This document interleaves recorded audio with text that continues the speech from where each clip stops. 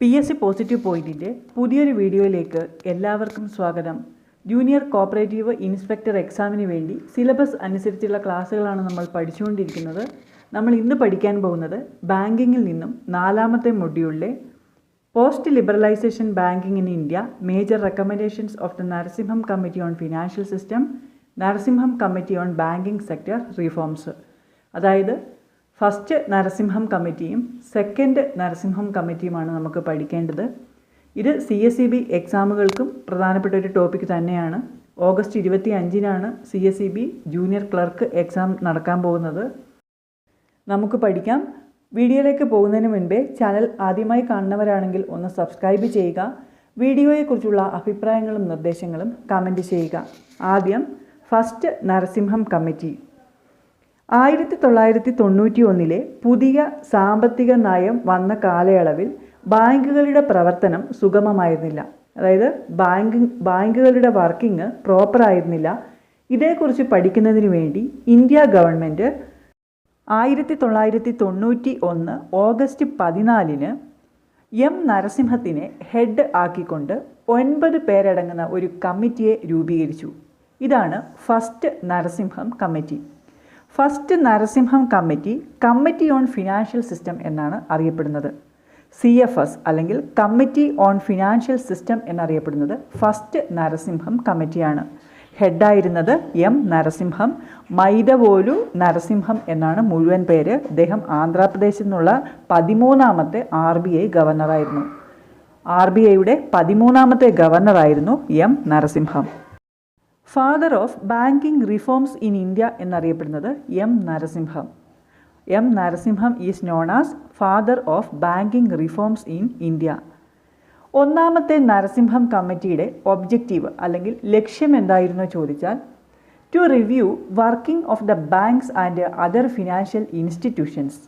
ബാങ്കുകളുടെയും മറ്റ് സാമ്പത്തിക സ്ഥാപനങ്ങളുടെയും വർക്കിംഗ് ഒരു റിവ്യൂ നടത്തുക, വിലയിരുത്തുക. 2ാമത്തേത് to suggest measures to remodel them to increase efficiency. ബാങ്കുകളുടെയും മറ്റ് ഫിനാൻഷ്യൽ ഇൻസ്റ്റിറ്റ്യൂഷൻ്റെയും എഫിഷ്യൻസി ഇൻക്രീസ് ചെയ്യുന്നതിനുള്ള നടപടികൾ സജസ്റ്റ് ചെയ്യുക എന്നുള്ളതുമായിരുന്നു ഈ കമ്മിറ്റിയുടെ ലക്ഷ്യം. The committee appointed to review working of the banks and other financial institutions and suggest measures to remodel them to increase efficiency. The committee submits report to government on 16th November 1991.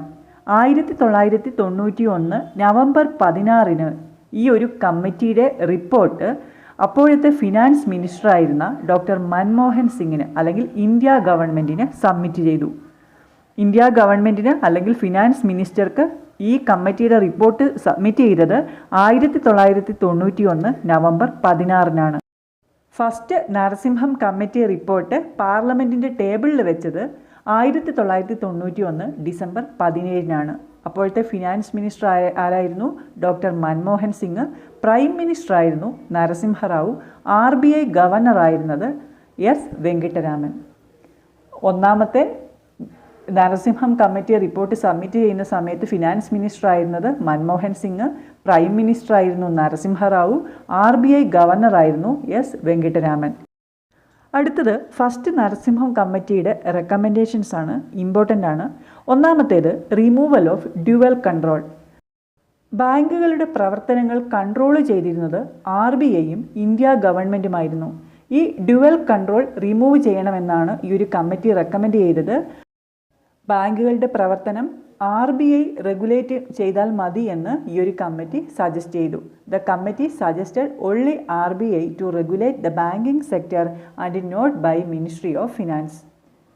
2ാമത്തേത് reduction of CRR from 15% to 3 to 5% and SLR from 38.5% to 25%. 2ാമത്തെ റെക്കമെൻഡേഷനാണ് CRR cash reserve ratio 15% നിന്ന് 3 മുതൽ 5 വരെ ശതമാനത്തിലേക്ക് കുറയ്ക്കുക.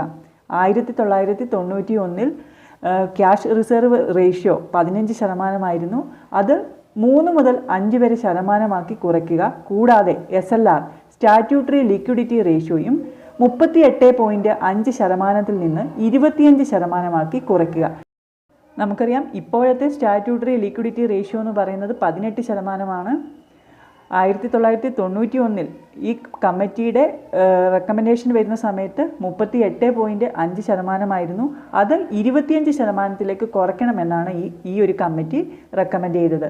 രണ്ടാമത്തെ recommendation reduction of CRR from 15% to 3 to 5% and SLR from 38.5% to 25%.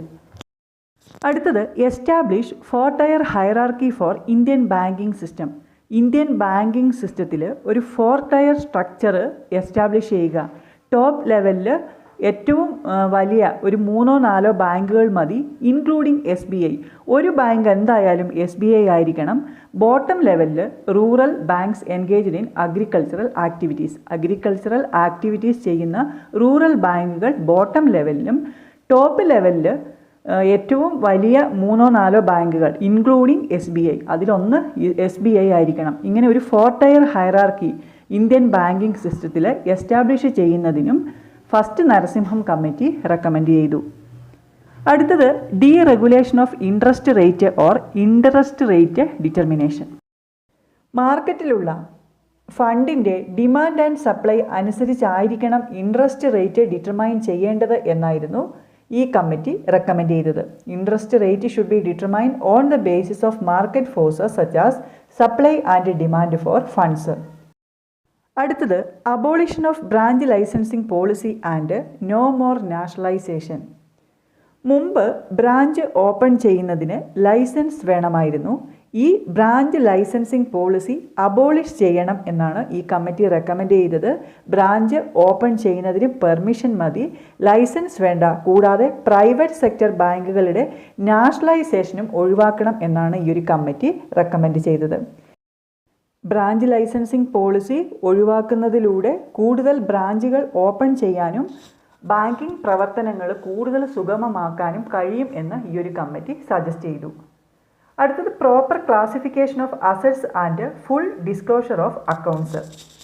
അസറ്റിൻ്റെ classification പ്രോപ്പറായി നടത്തുക. Standard assets, substandard assets, loss assets, ഇങ്ങനെ അസറ്റിൻ്റെ ക്ലാസിഫിക്കേഷൻ നടത്തുകയും അത് ഡിസ്ക്ലോസ് ചെയ്യുകയും ചെയ്യണമെന്നാണ് ഈ കമ്മിറ്റി റെക്കമെൻഡ് ചെയ്തത്.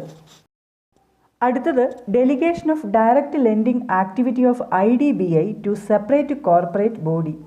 IDBIയുടെ ഡയറക്റ്റ് ലെൻഡിംഗ് ആക്ടിവിറ്റീസ് ഒരു സെപ്പറേറ്റ് കോർപ്പറേറ്റ് ബോഡിയിലേക്ക് മാറ്റണം. ആ ഒരു IDBIയുടെ പവർ വേറൊരു കോർപ്പറേറ്റ് ബോഡിയിലേക്ക് മാറ്റണം എന്ന് ഈ കമ്മിറ്റി സജസ്റ്റ് ചെയ്തു.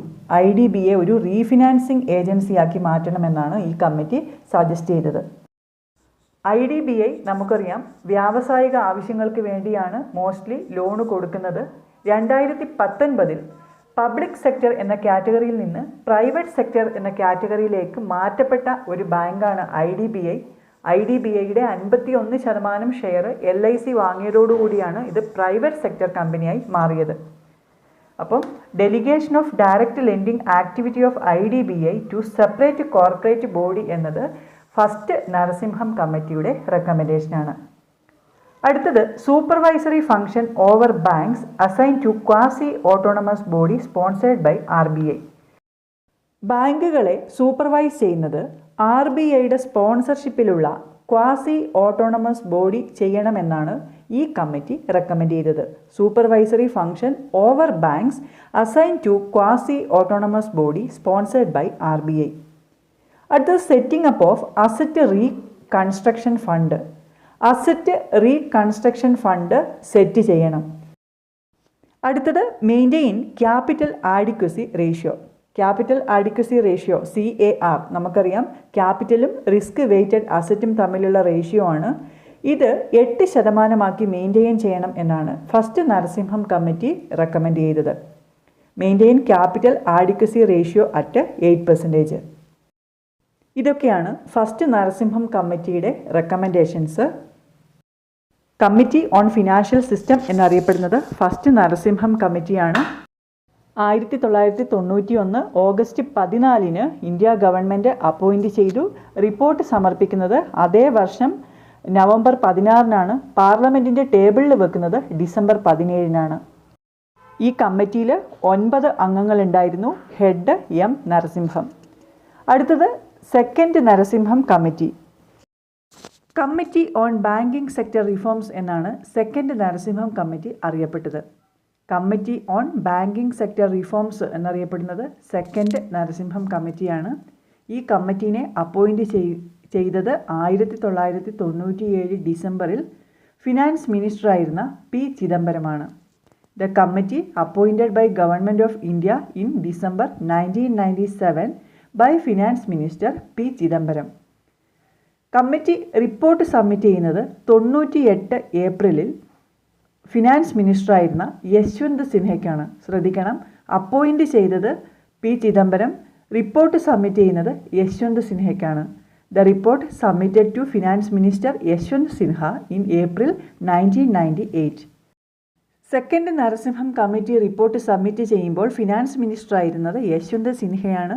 പ്രൈം മിനിസ്റ്ററായിരുന്നത് AB Vajpayee, RBI governor Bimal Jalan. Finance മിനിസ്റ്ററായിരുന്നു Yashwant Sinha, prime minister AB Vajpayee, RBI governor Bimal Jalan. ഇനി രണ്ടാമത്തെ നരസിംഹം കമ്മിറ്റിയുടെ റെക്കമെൻഡേഷൻസ് നോക്കാം. ഒന്നാമത്തേത് strengthening Indian banks by merger of banks. ബാങ്കുകളെ മെർജ് ചെയ്ത് ബാങ്കുകളെ കൂടുതൽ സ്ട്രെങ്തൻ ആക്കുക. അതായത് വീക്കർ ബാങ്കുകളെ സ്ട്രോങ് ബാങ്കുകളുമായിട്ട് മെർജ് ചെയ്യുക. അങ്ങനെ ബാങ്കിങ് സിസ്റ്റം സ്ട്രെങ്ത് ചെയ്യുക എന്നുള്ളത് സെക്കൻഡ് നരസിംഹം കമ്മിറ്റിയുടെ റെക്കമെൻഡേഷനാണ്. രണ്ടാമത്തേത് adoption of narrow banking concept. Narrow banking concept നടപ്പിലാക്കുക. റിസ്ക് ഇല്ലാത്ത അസറ്റിൻ്റെ സെക്യൂരിറ്റിയിൽ ലോണ് കൊടുക്കുക, അത് ഷോർട്ട് പീരീഡിലേക്ക് കൊടുക്കുക. അതാണ് നാരോ ബാങ്കിങ് കൺസെപ്റ്റ് കൊണ്ട് ഉദ്ദേശിക്കുന്നത്. Weak bank should place fund only from short term and risk free assets. ഈ നാരോ ബാങ്കിങ് കോൺസെപ്റ്റ് റെക്കമെൻഡ് ചെയ്തത് താരാപൂർ കമ്മിറ്റിയാണ്. ഈ കൺസെപ്റ്റ് നടപ്പിലാക്കണം എന്ന് റെക്കമെൻഡ് ചെയ്തതാണ് സെക്കൻഡ് നരസിംഹം കമ്മിറ്റി. മൂന്നാമത്തേത് reduction of NPA, non performing asset reduce ചെയ്യുക. To 5% in 2000 and 3% in 2002. ബാങ്കുകളുടെ കിട്ടാക്കടം 2000 ആകുമ്പോഴേക്ക് 5%ലേക്കും 2002 ആകുമ്പോഴേക്ക് 3%ലേക്കും റെഡ്യൂസ് ചെയ്യുക എന്നത് സെക്കൻഡ് നരസിംഹം കമ്മിറ്റിയുടെ റെക്കമെൻഡേഷനാണ്. അടുത്തത് increase CAR to 10%. CAR capital adequacy ratio 10% ഉയർത്തുക. അടുത്തത് review of banking laws. RBI act, BR act, SBI act, bank nationalisation act തുടങ്ങിയ ബാങ്കുകളുടെ പ്രവർത്തനങ്ങളെ നിയന്ത്രിക്കുന്ന നിയമങ്ങൾ റിവ്യൂ ചെയ്യുക, അമെൻഡ് ചെയ്യുക. Budgetary allocation to public sector banks should be avoided. Public sector ബാങ്കുകളുടെ ബഡ്ജറ്ററി അലോക്കേഷൻ അവോയ്ഡ് ചെയ്യുക. Provide legal framework for loan recovery. Loan റിക്കവറിക്കുള്ള ഒരു ലീഗൽ ഫ്രെയിംവർക്ക് പ്രൊവൈഡ് ചെയ്യുക. അടുത്തത് ബാങ്ക് ഓണർഷിപ്പ്. ബാങ്കിൻ്റെ കൺട്രോളിലും ബാങ്കിൻ്റെ ഓണർഷിപ്പിലും ബാങ്കുകൾ പ്രവർത്തിക്കണം. കൂടാതെ പ്രൊഫഷണൽ മാനേജ്മെൻറ്റ് ഇൻട്രൊഡ്യൂസ് ചെയ്യാനും ഈ കമ്മിറ്റി റെക്കമെൻഡ് ചെയ്തു. ഇതൊക്കെയാണ് സെക്കൻഡ് നരസിംഹം കമ്മിറ്റിയുടെ റെക്കമെൻഡേഷൻസ്. ഈ ഒരു ക്ലാസ്സിൽ നമ്മൾ പഠിച്ചു കഴിഞ്ഞത് ഫസ്റ്റ് നരസിംഹം കമ്മിറ്റിയുടെ റെക്കമെൻഡേഷനും അതുപോലെ സെക്കൻഡ് നരസിംഹം കമ്മിറ്റിയുമാണ്. ഈ വീഡിയോ നിങ്ങൾക്ക് ഉപകാരപ്രദമായി എങ്കിൽ ലൈക്ക് ചെയ്യുക, കമൻറ്റ് ചെയ്യുക. മറ്റ് പ്രധാനപ്പെട്ട ടോപ്പിക്കുകളുമായി നമുക്ക് അടുത്ത വീഡിയോയിൽ കാണാം.